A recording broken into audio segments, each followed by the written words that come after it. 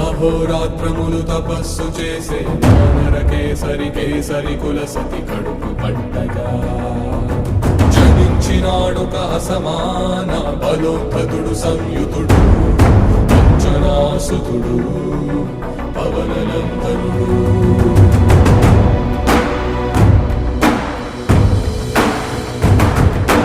అరుణ కిరణముల ఉదయాత్ముని గని అది పండిన తీయని పంటను పడు సూర్యమండలము పట్టి తినాలని ఊళ్ళూడే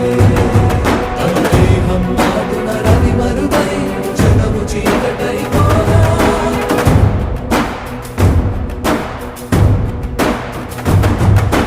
అది అమరేంద్రుడు గమని